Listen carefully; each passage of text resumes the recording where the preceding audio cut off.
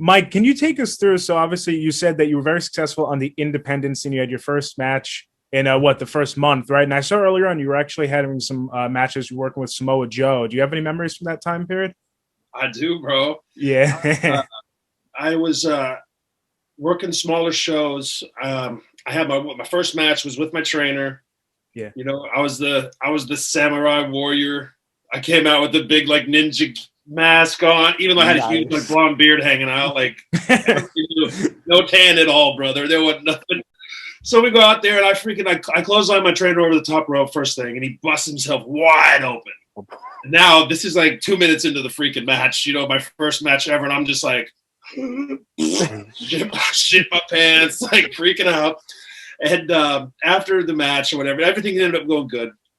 After the match, he's like, "Hey, bro, I just got to let you know, I sold the school." Wow. I was like, "Shit." He was like, "Hey, I sold it to a guy down in Phoenix. His name's a Navajo kid. He's a good dude. Give him a call. He'll be fair to you, and he's a good hand. He's a good wrestler, whatever." So it took a little while for him to get his school up and running, probably like 5 months or something like that. So after my first match, I didn't have another damn day in the ring for like 5 or 6 months. But Phoenix is only 4 hours for me each way. So I was like, shit, I'm going to go 3 times a week now. Like, so I sit up there and I'm doing my little thing. And we used to run these reservation shows. Navajo Warrior versus the Outlaw Mike Knox. Cowboys versus Indian, baby. It's a tale as old as time. And we would run up and we would do like these 3-week tours where we would just loop it around and work every night. I come out as the big old heel with the cowboy hat, the chaps, you know what I mean? And here he comes dancing out there, just chopped me about 150 times every match, which I'd only had a few matches. So I didn't care. You know, I don't care. Chop me 300 times if you want. There's people out there. They're hot. They want to kill me. Like, so we're doing all that kind of stuff. And I fell in to a guy named the Big Schwag. He's been on some TV stuff lately. He never wrestled. He's just a commentator dude out of LA.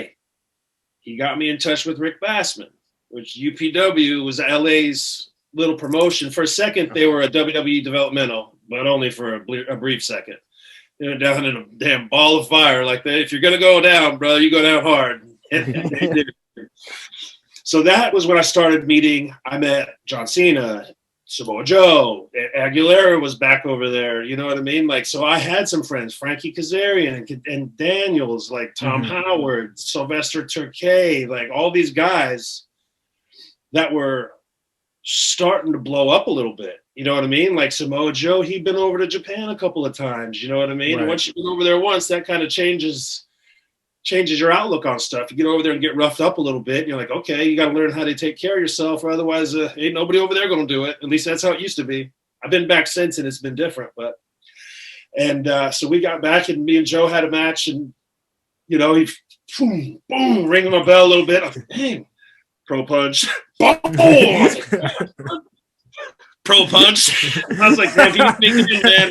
This motherfucker hits me again. I'm going to boot him. Wham! I freaking hit the ropes. I come off. I just drilled him as hard as I could right in the damn face. Broke his nose all up.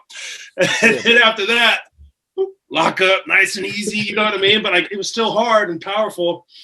But that was my first eye-opening to that strong style. You know what I mean? All that stuff. And I didn't know what to do. And nature kind of just took over. And we got into the back or whatever, and I'm sitting there, I was like, ah, shit, I hope I ain't got to fight this guy. You know what I mean? I'm small, hard-ass heads. Like, I might not be able to get him. Like, so we get in the back, you know, and we were just laughing and smiling. It was like, because everything ended up going fine. You know what I mean? After that first little encounter. And I drew back on that experience more than anything, especially the first time I went over to Japan. Because I was still young. You know, I hadn't been developed. Like, I was trying to get bigger, but I wasn't, you know, I was maybe 230 maybe, you know what I mean? Mm-hmm. So I was just slowly getting bigger over the time. And I went over there and they tried to rough me up a little bit and it didn't take. You know what I mean? I knew exactly what to do. Yeah. You know, so like I said, that me and Joe got to work a couple of times over there and it was rough and it was hard hitting, but it was like, shit ain't ballet, bro. You know what I mean? Like, if it was easy, everybody would do it. That is true.